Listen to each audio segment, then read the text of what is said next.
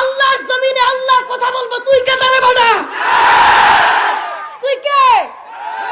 এই তুই কে বলার ব্যক্তিত্ব তৈরি হচ্ছে না। যুব সমাজ তৈরি আছে জিহাদের জন্য, কিন্তু হিম্মতওয়ালা নেতৃত্ব তৈরি হচ্ছে না। ভৈরব থেকে, কিশোরগঞ্জ থেকে, নেত্রকোনা থেকে, ময়মনসিংহ থেকে, বাংলার 64 জেলা থেকে যোগ্য নেতৃত্ব তৈরি হলে এরা পালাবার রাস্তা খুঁজে পাবে না।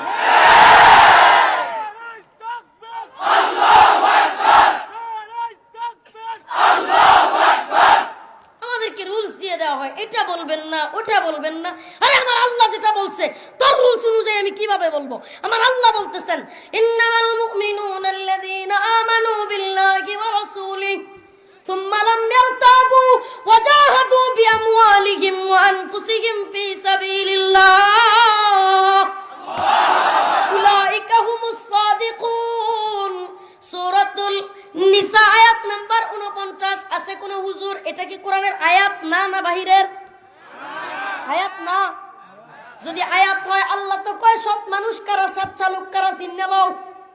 উলাইকা হুমুস সাদিকুন কারা? আল্লাহ চিনাইতেছে যে বা যারা ইসলামের পক্ষে, দ্বীনের পক্ষে জিহাদের জন্য তৈরি থাকবে এরাই উলাইকা হুমুস সাদিকুন।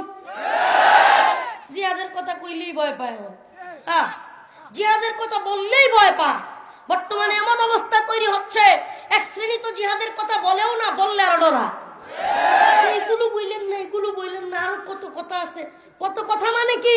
যতদিন জিহাদের চেতনা থাকবে ততদিন সবকিছুই চলবে।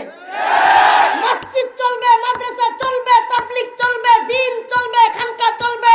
যতদিন মুহাম্মাদের উম্মতের ভিতরে, রাসূলুল্লাহ সাল্লাল্লাহু আলাইহি ওয়াসাল্লামের উম্মতের ভিতরে জিহাদি প্রেরণা থাকবে। জিহাদি প্রেরণা হারাইছেন তো দেখবেন বাতিলের সামনে এইটা করো ওইটা করো না। আজকে মাহফিলে বলতেছে এত মানুষ কেন হয়, এই আল্লাহু আকবার কেন বলে, স্লোগান কেন দেয়, এই কেন করে, সেই কেন করে।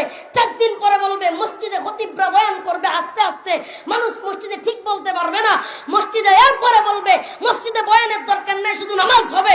আল্লাহ না করুক শেষ পর্যন্ত মসজিদ, মাদ্রাসা, আযান বন্ধ হলো আমরা মাইনা নিব। সব তো মাইনাই নিতেছে, সব মানার মাত্রা তৈরি তো হয়ে গেছে, মেন্টালিটি তো সেটআপ হয়ে গেছে আমাদের মাথায়, মগজে। কি শক্তি তো তৈরি হয়ে যাচ্ছে মানার।